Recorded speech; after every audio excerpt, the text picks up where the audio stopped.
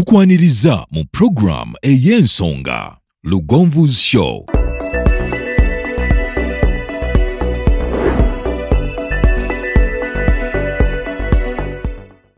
Tukwaniriza nnyo omulabi waffe tulaba ku Lugonvu's Show. Tukubuuzaako ali mu kibuga Kampala wano mu Uganda yaffe, tukwebaza nnyo okubeera ng'otukuumirako amaaso go era ng'otulaba. Abali emitala w'amayanja mwebalire ddala okwekuumira ku Lugonvu's Show every now and then. Buli ke tuteekayo n'oga nti akonja kalaba, abalikinga, abakomentinga, abasharinga omulimu gwe mukola munene. Nze Simon Rock, your first appearance yange wano nange kantwala omukisa ogwo kubeeyanjulira naye nga ate tugenda kubeerangako ffenna ebbanga lyonna. Buli face yange lw'onoogiraba suubira ekyenjawulo. Leero ntandise naki?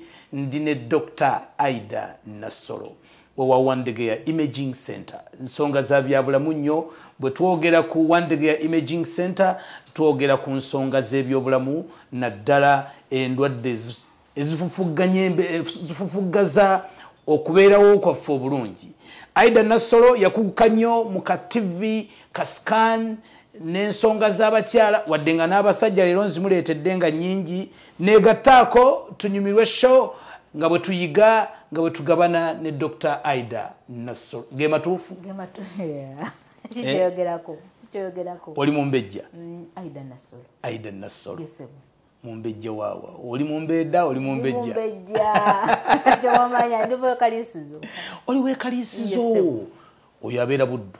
Bakimanyi Lugonvu's Show. Babuuzeeko bannabuddu. Tukomyewo. Nkomyewo.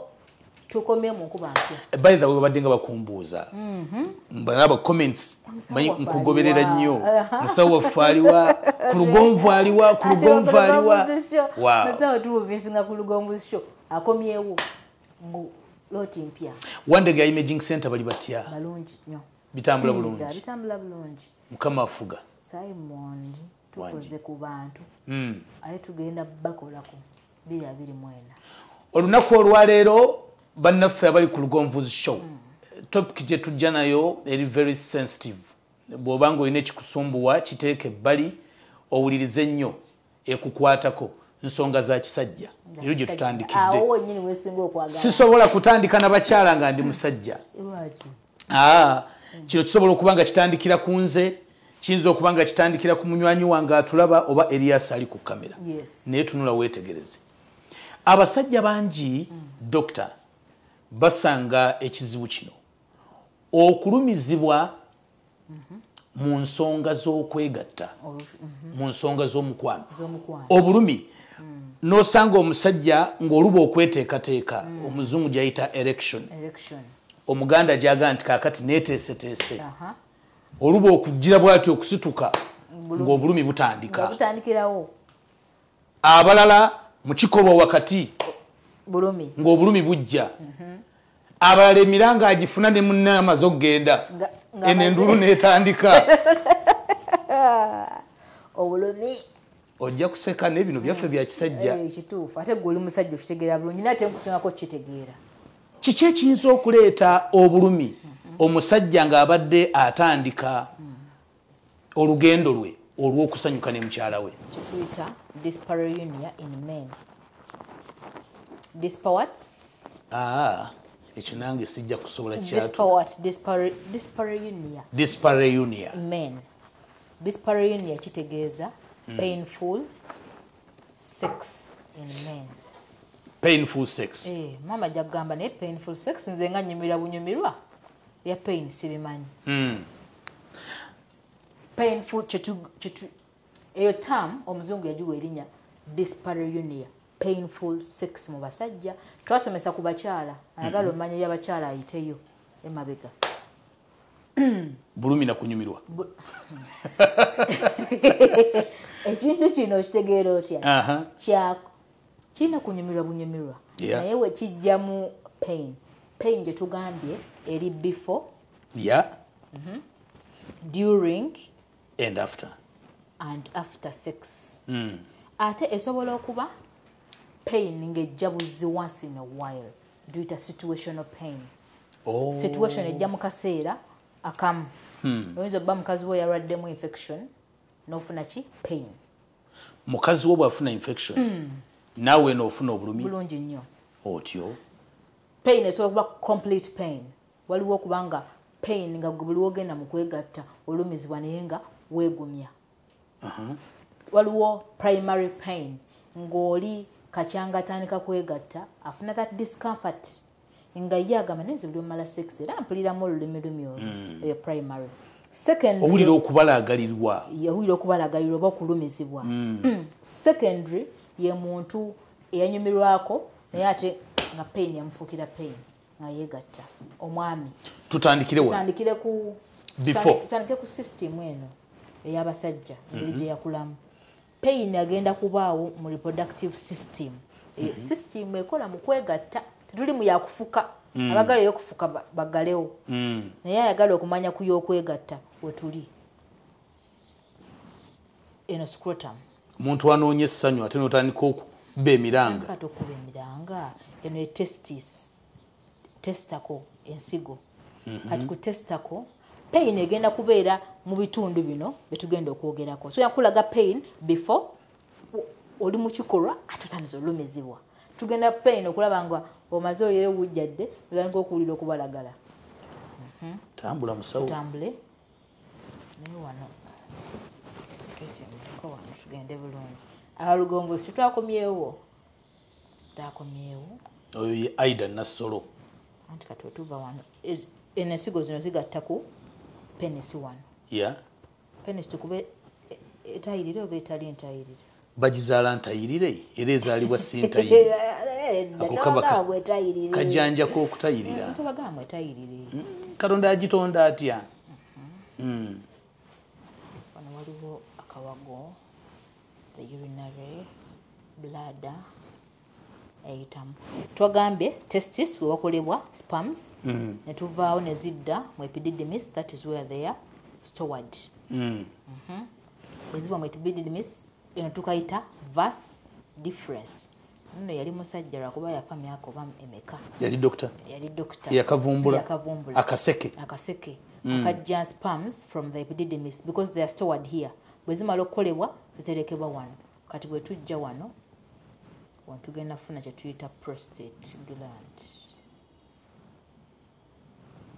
Bwe zitambula olugendo bwe ziti sperms tuli mu process wali tonnasituka. Tonnakola ki? Bwe tuva wano nga zijja. Musajja wange akyali ku nnomo. Musajja akyali ku nnomo. Bw'avaawo ng'ajja wano nga zifuluma. Kozi wagambye oyo atali mutayirire. Ono mutayirire. Atali mutayirire yenna aba yeebisse wano. Yes. I think that is a rough. Eno tugiyise prostate. Tugiyise prostate gland. Eno bladder kawago. Kati omusajja bw'atyo bw'abeera tannasituka. Kati tugenda kwogera ku kiki ekireetawo obulumi ng'otandise okufuna feeling kyetugamba ng'otandise okwagala okukola ki? N'olowooza ku muntu wo. Pain osobola osanga omwami nga kugamba bwe mba ngenda kwegatta bwenti nga mmaze okusituka. Testacle zino zitandika okunnuma. Ensigo zinnuma. Anti tuli mu pain. Kiki ekigenda oleetawo sex pain wali nga oli mu sex. Ensigo zino zitandise okuluma. Ensigo zibeera n'obulwadde ebiseera ebisinga tubuyita otitis. Inflammation of the testicles. Bona ayagala okusituka bwoti. Otandika mpuliramu obuntu obunfumita. Mpuliramu ensigo eringa entujjirira. Abamu tulowooza nti underwear eba yagikutte. Ate ng'egikwata ejagaza ki? Nkubuulira mazima. Olumu tandika okwekwasa obaka underwear kano. Kekagikwatidde mu nsonda. Nedda. Wano tugamba ng'oyagala okutandika. Bw'otandika okusituka twagamba ensigo zino zeetegeka. Ne zitandika okweteeka mu mood. Kitegeeza enkwaso zigenda tambula luno olugendo gwe okusobola okukola ki? Okumala. So bwe zitandika okukolebwa production zikoleddwa wano mu testacle zitambula. Ka testacle eno engeri gitandise okuleeta engeri tandika okwetegeka etandika okufuna ezo sharp pains. Owulira nga ekinywa kiringa ekyeku tolinga afunye masopulu ate mutestako okitegeera kati wezimala yeyo pain gitwogerako nga tonaba kutandika before otandika okuwulira nga system eringa etidde mwami yanyumizaako nti abamu awo bisooka ne bigaana namu soka kudagadaagala n'okusituka n'owummulamuko mwami yanyumizaako nti omukyala yajja alinye n'ennyonyi zamukyalidde n'awulira ng'afunye masopulu mu nsigo masopulu testako yeesise mutakala abwagaana kyokka omuwala yali yeejaga yenna nga otumanyifa abakyala obeera happy we nawe n'omulindiridde mwami nona agenda okulaba ali ku buliri omwana yeeteze tewali kivaayo ensigo yeesise n'ayagala ogikwatakwatako bwetidde engulu n'egaana tumanyi bulungi nnyo ate mutaka n'agaana omanyi mama kye yakola yava ku kitanda n'agwa ekigo ng'agenderedde kwekalambiriza ono ali ready asobole okumusaasira sorry abayinge katayimu naye nga kimanyi nti ogundi yegaanye ensigo yeesise jikira ono mukyala waba ateredde mu system togenda mugamba nti ate ensigo ekoze eki bigaanye yekuba wansi kyokka yajjamu damage n'omukono gwe ne gutandika okumuluma just abadde ayagala kakasa muntu ono nti bigaanye bambi onadde ate hani what's the problem nti nseeredde engudde wabula agenda yafuba okulaba nga olunaku luziba ne lukya nga mulwadde naye nga ne system egaanye olunaku lwaziba ne bukya nga tagize ngagamba nagudde ekigo kinuma yagagenda mu ddwaliro olwo nga factory teyakoze factory egaanye ngolo ne testa ku yeesise ate bwe yeesike ebanga ekujjako amaanyi agaleeta eno nga ne mutaka naye akola ki agaana inflammation of the testacle obuwuka obuleeta obulwadde buno buyita wano nga buvaawa mu mukyala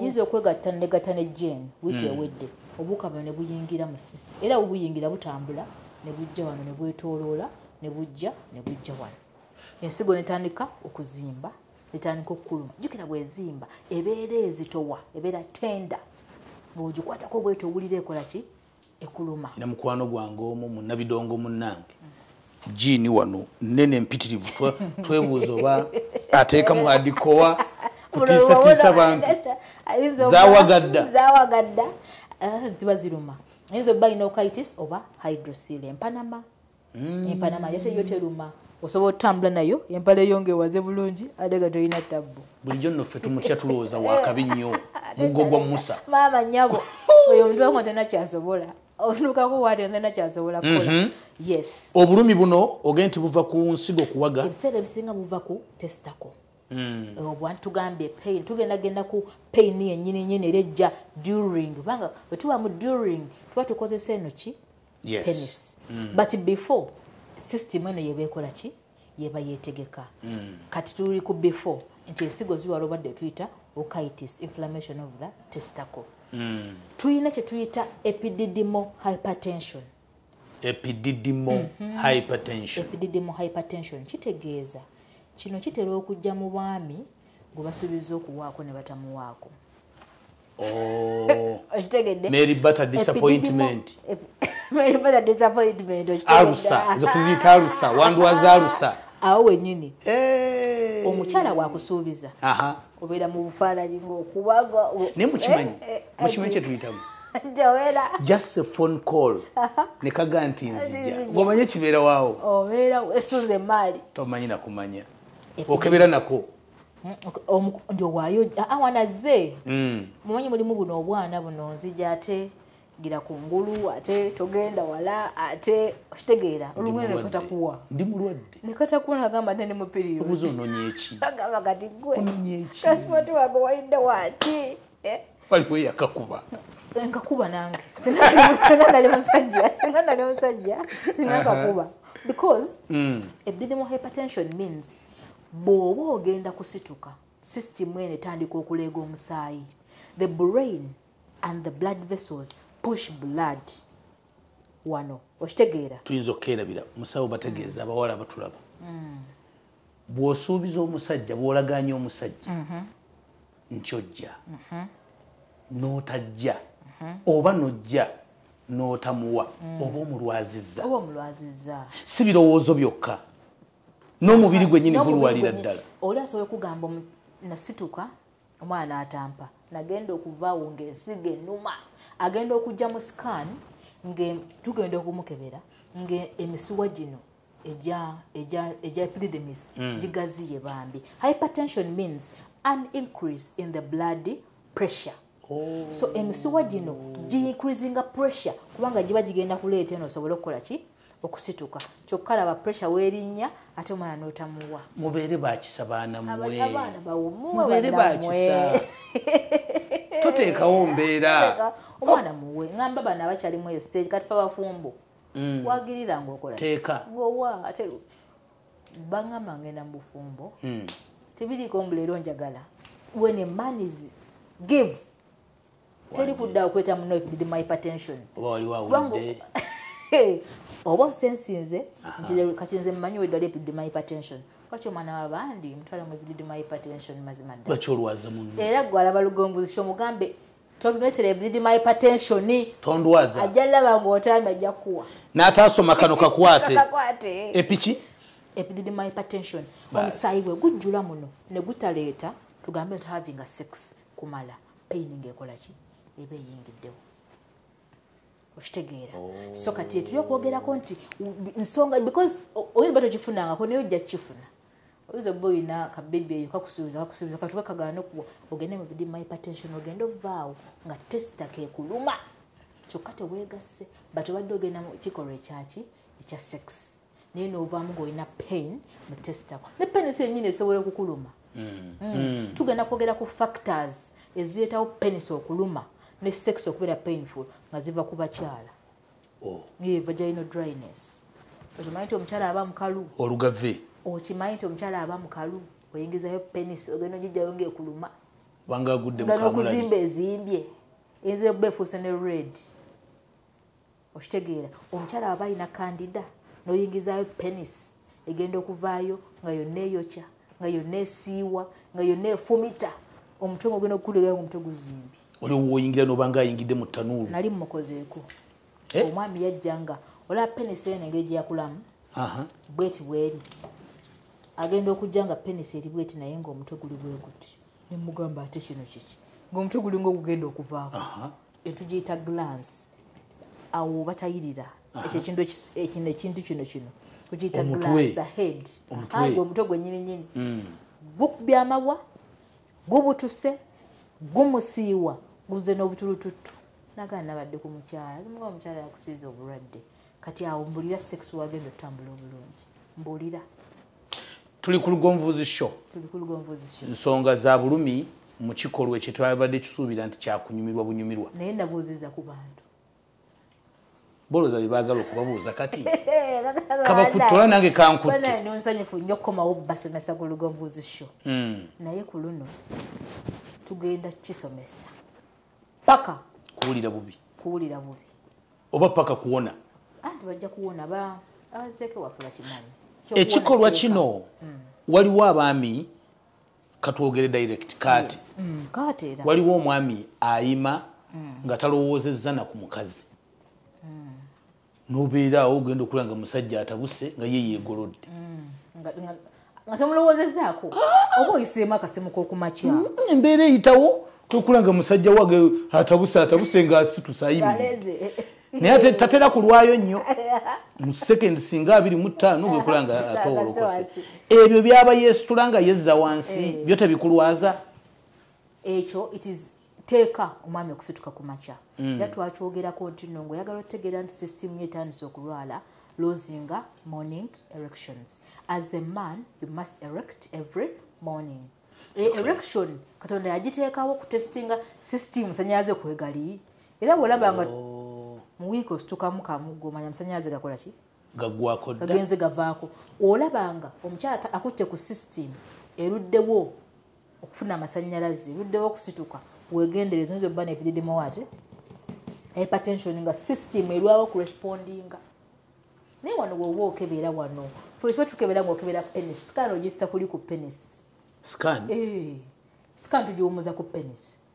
Obadde omanyi tugiteeka wano ku bottles ngiwumuza ku bottles ne ngamba ng'olina hypertension. The pressure in your testicles. Notunulako n'olaba. enno nammwe mulaba n'otunulako n'olaba wongamba nti musawo wemba ngenda badde tukyaliko before ngenda kudda ku during bwengamba nti musawo nnumizibwanga ngenda mu kikolwa oba bwenfuna feeling eyo and acting ngenda correctinga ngafuna pain ugamba ago pain setugyetaaga we need this system empale teeka wali jangu katanda tuteka kwene ensigo ne kwene ensigo zinga netegereza nti eno lwaki nene kweri zina kubanga zenkana erimu okitis erimu epidimal hypertension erimu hydrocele zino bang ensigo ziba zenkana tubalugombu zishono tubasomeseza nti ensigo zino tezenkana naye toyina ziraba nti eno esukkulumye kuki kuginne waayo bw'olaba emu esukkulumye ng'abadde bw'ati oli bw'oti kino kiragirawo nti waliwo ekikyamu ono neighbor aba yakyadde oba gaina yazze eno mulandi ono abasikambula munne ono atambula azitowa yona azitoye ate nno waliyo abasajja abakula bati bangi mulaba bintu ono naye gajja kagati idol yotya nga sigenda kuwa muganda wange olina anti abantu waladda nga muganda wange sigenda mukuwa kubanga gundi obulamu wano kyona tutereeza noddayo wano ono ali bw'ati asobola okuddayo na normalizing bulungi nnyo ayinza obba alina amazzi nga gajjula mu nsigo afuna eddagala amazzi ne gavaamu naddayo kunasabula bulungi ekintu kye ati wali amugambako zino zendwadde njagala kwogera ku ndwadde eziri mu ffe manyi mulimu endwadde abazungu ze twasoma naye nga abantu ba bulijjo tebakola ki tebazirina so zibadde zituyamba bwendowooza tugende ku during yes because tugambye before system yebayetegeka yefuna obuki obuzibu tugende ku pain that comes during sex lugombo sho bangulire maaka wakati mu kikolwa ogenda okulya kamulali nga akuyiseemu wakati mu kikolwa kati tuli wano tugenda kuddayo ku ngo amala during ejaculation awo tugenda kudda wano kubanga spam ziba zavuddeyo eno nga ziri wano omuntu wamalira watuuka ku orgasm yes awo tugenda unabanga pain ejja awo orgasm time awo tugenda kugituyita post orgasmic illness syndrome oli afuna pain nga amaze naye tugenda mwogerako naye katwogere kwali during omwami during tuli muki mukikolwa tuli munda wano yogenda okuwulira abaaye munda gy'oli nga asidi yali nga asazeeko tulina pain za mirundi emeka esatu thrombing pain thrombing gabanga maggwa from the word thrown gabanga maggwa thrombing thrombing pain ubanga ndi munda naye mpulira obuntu bulinga obunfumita ate abasajja tebwogera engeri gy'obeera bundeeyo ng'olinga envunza tetubifaako nnyo tulowooza it is part of the game engeri gy'obeera mundeeyo ngo wenywezezaayo olinga envunza ekuli munda bweti lwakuba linnya lya muntu yalitwala ne bakuyita kwefurukuta obeereyo munda nga weefurukuta olinga alina kyanoonya naye ogenda okuwulira tikyonoonya kivumita ogenda okuwulira pain okusazeeko tulina burning pain burning yeyokya muliro gwennyini oli munda muli naye discomfort you are feeling naye ogezaako jirwanisa naye ng'olina sooka abaami Katonda yabakola obeera eri ng'owulira ekitali kituufu naye ng'ogamba afaze alina okugusa eki transport wange alina okukola ki transport wange alina okuvaayo alina okugwa omupiira yes burning pain sharp pain mbanga kufumita ejjirita obanga gubasala obanga gubasala actually oyinza n'okugenda okumaliza sexy nga penisi eringa gye basaze kati jjukira penisi eno bw'eyingira inside it is sensing, it is enjoying the warmth of the vagina so this vagina ebeera hot ebeera warm kaŋŋambe naye mulimu ezookya ezirina infection eba eyokya ate ffe no tulowooza nti awo woyingira wabuguma wabeera oke wali ogenzeko ewantu ng'owulira tewabuguma naye wookya otegeera kalina obbanga kabugumo kali obanga yambadde kooti so si kubanga gwe batadde mu sefuriya atukota sikubanga gwe wasibye mu kaveera exactly ye pain egyo kyogerako nti you're having sex but feeling a lot of discomfort endwadde esooka balanitis. Balanitis means inflammation of the glands. Glands gwe nakugambe gwe omutwe ne penis eno skin eno etandika okwatika yatika. Yes. Inflammation kwe kubanga eyatise kugamba inflammation bwe buvune. Ye penis okubanga efunye obulumbaganya efunye damage. One ekisinga okuleeta sexually transmitted infections. Tetusanzeeyo eri muki mu bakuli munda. Kakati sexually transmitted infections ezisooka yeast infections. Yeast what? Yeast infection. Yeast infections ezibanga candida mu bakyala. Kati gwojagereramu omukyala wo ng'afunye amata galinga ga bbongo ate omale tubagamba abaami mukyala wo waba mulwadde infection naawe jangu wejjanjabe kubanga eno gy'ogenze olidde mu kasasiro okitegeera kirenga bw'onagamba olidde mu sowaani nekuleetera ekiddukano kubanga yabaddemu obuwuka botulinum obuleeta ekiddukano nodde n'olya mu sowaani yemu oyinza otaddamu kuddukana.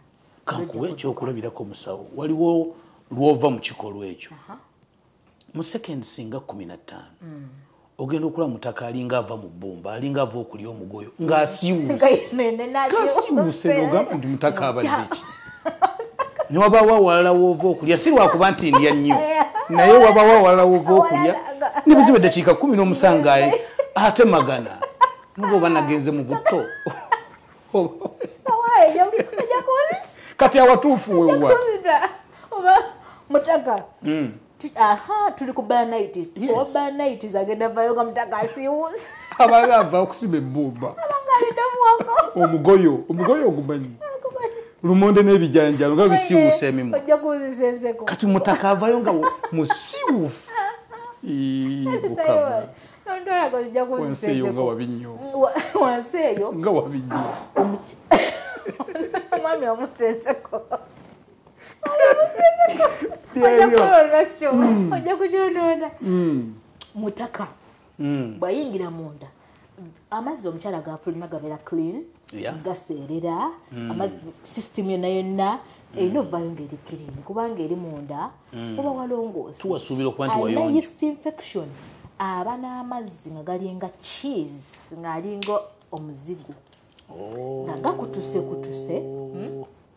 gakutuse galinga amata agafudde kati ono penis glands ono genda muleeta omuyingize mu yogati akutuse ate olimu abavaamu n'akasuususu kati mbulira watasiiwo koso ngambye avayo ng'asiiwuuse abanga ogusima ebbumba simulabanga kanti simulabanga omutaka bino bye tutambulira n'ogenda ekalangala n'oddako eryantonde n'onvayo n'odda embirizi bizibu byereere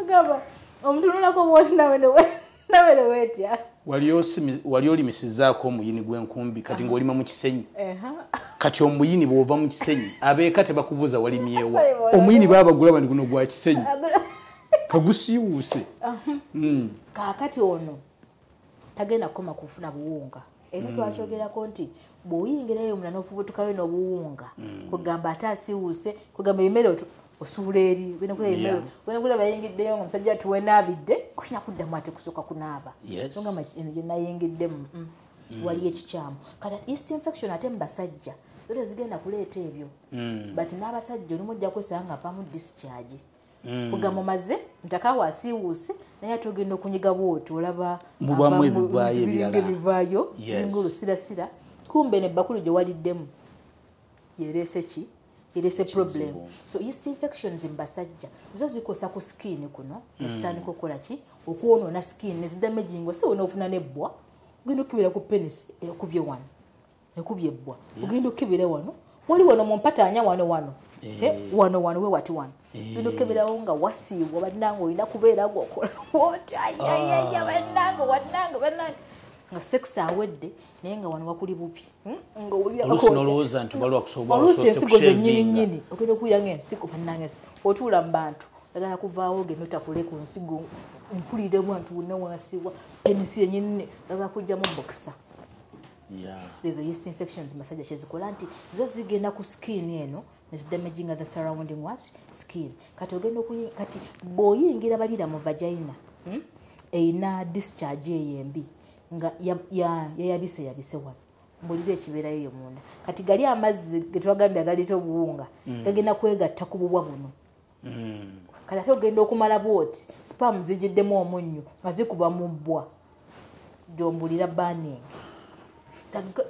ensigo bino bibaawo day one lwosookedde ddala oluba okuyingira otandikirawo okuki experiencinga singa omukyala anaaba alina obuwuka buno one gonorrhea gonococcal microorganisms lugonvu sho mutugulire maaka tusomese abantu baffe bano gonococcal microorganisms and chlamydia microorganisms singa omwami gonorrhea ky'obuuzizza enziku gyerisebo ndeyagambye yaggwayo enziku ejja kuggwayo nga sex aweddewo ekitagenda soboka kati obwo kigenda kubaawo ekyo immediately singa onaayingira mu mukyala alina these microorganisms nezibaka ku skin wano zo zigenda kuyingirirayo wano zo tezirina wala gye ziraga ziyingira inside kati abaaye ogenda kyova bagamba enziku yalumanga edda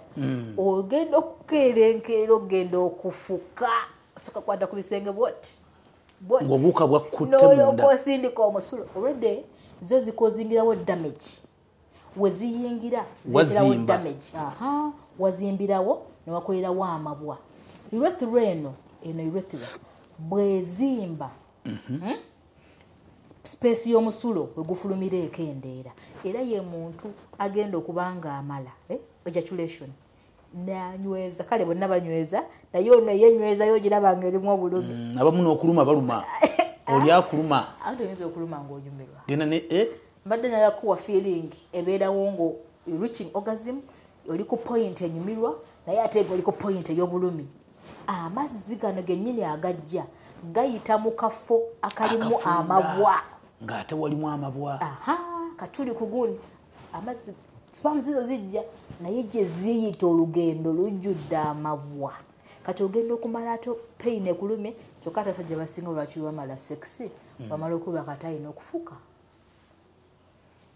ate agenda nafuka kati ate ogenda mu kufuka omusulo guyitawo wano ng'owulira gwokya ng'olinga ayagala okutakulayo eno munda tebakusobola this thing is hidden inside nze wasikaaniza akalaba ka urethra okulaba ka urethra tukola scan tugiyita transrectal prostate ultrasound scan mpita eno mu anus nenziguka wano bikwatagana iyi bulungi nnyo anus ekwatagana ne system eno anus eri wano bwe wati lwaki tekwatagana zino si testako eno si penis olaba bwenjivuze bwenti anus eri wano kati anas wempita wano bwenti tochikuba wano mbandaba ate mbandaba bulungi nendaba urethra nendaba seminal vesicles nendaba prostate nendaba bladder nga njirabidde eno nga kugambe wevuunike sitonodde yeno mulimu atuuka nga wantu sana tunulawo akuba twaguma emitima gyakaluba musawo mutunula mu anas ng'onoonya kulaba kiri wano ate ogenera anasi nga oluusi nga wazibikira anasi esitali kiriri nga tewaziba naye ngaekiri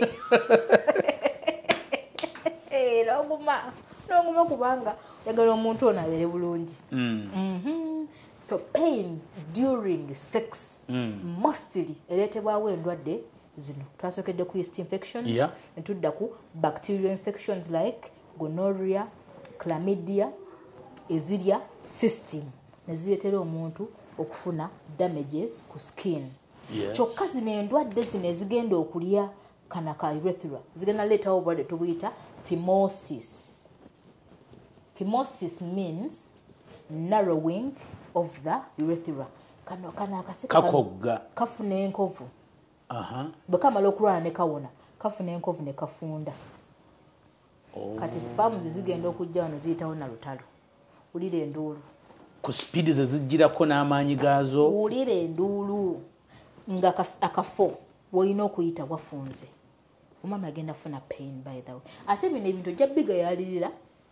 Pain ejje wano ng'ofuka ng'ogayale n'obulwadde bwo olw'okuba osobola otambula because abaami beepika ategeera nti omusolo gunnuma ng'afuka naye n'agamba nina omumutuusaako omukolo ajja kumpulira. Okitegeera. So kati eno condition eno onaamala okukola urethritis nga obuwuka bumaze okuyingira tugenda kuggwera mu phimosis scarring gundi eno ejja kufuna enkovu emale efunde. Kati bwefunde efunzizza ekkubo lyaffe litambuze ki emirimu. Kati ate tugenda kuddayo mu butazaala kozi era wano wava obutazaala wano ogenda ogira omukazi nga takufuna ki tafuna lubuto. Kaki ekimugaano? Anti system eno bwefuna damage kati balirira eno factory namu obuuka ebuva wano bugenda kutambula bujje buyite mu kawago bujje mpaka mu factory bujja kulya factory wano weziterekebwa paka nga wazibye. Ogenda omukyala tafuna lubuto bagenda obbala spams nga yina toto azospamia naye nga bwe ntuuka okumala nga mmala amasasi nga kuba bulungi. Tofulumya amasasi ofulumya amazzi gavudde wano mu prostate eno tewava kantu. Kyebava bakugamba nti gano amazzi g'otuwadde there is absence of sperm. Bino byoleese semen. Sooka oleke eno wansi teva mazzi waba wazibye wano waba wali blocked eno wansi tewava mazzi zo sperm zisigalayo eno amagi gasigalayo eno wansi gasigalayo eno noba nga amazzi g'omala gava mu prostate yokka nga gali empty temuli masasi gawakisa mukazi. Akanaasembayo nga tuwunzika show ya leero tetunagenda na gundi gye twagamba tugenda kubawa paati ey'okubiri tofaayo musawo. Olugendo luno tutambula lwerumu ffenna ng'abasajja okuva wano okutuuka wano olugendo olwo Katonda bwatu bwe yaludesigninga. Lwaki abamu balumala mu seconds 25 abalala n'agenda eddakiika 45? Anti Katonda era bwe yali atonda n'abakazi nabo era si be bamu. Buli omu Katonda amuwa design eyiye. Mulimu oli nga tajja kulaba ku ddakiika ago ye ne waalikola atya ne waaligenda ku muganga naye ne mubaamu oli nga ye mulwadde nga ye oluyingira munda ddakiika abuguma emubbi. Bintu bingi nnyo omuli endwadde zino zetwogeddeko bintu bingi nnyo naye eyo topic ndala toyanza nnyo toyanzeege. Tulina omusawo Aida Nassolo owa Wandegeya Imaging Center. Bye twogedde birowoozeeko ekikutwala okwegatta ne munno kuba kunyumirwa tunoonya essanyu naye ate n'otuuka gy'osuubira essanyu emiranga ebiwoobe okwaziirana n'ebiringa ebyo bye tutandiseeko okusomesa leero. That is it for today. Ayagala Aida Nassolo omusanga Wandegeya Imaging Center. Bw'otuuke Wandegeya mu bitaala wegoberera ng'agenda e Mulago Boat ku mukono gwo ogwa kkono ojja kubolaba ebipande byonna biriko Wandegeya Imaging Center. Oba yenna gw'obuuzaawo nti Wandegeya Imaging Center bali luddawa genda. Tubisomesa tuseka nga biwulika ng'ebyokuseka naye nga biri very serious. Nze Simon Rock tuli ku Lugonvuzi Show. That is it for today. Tovaawo.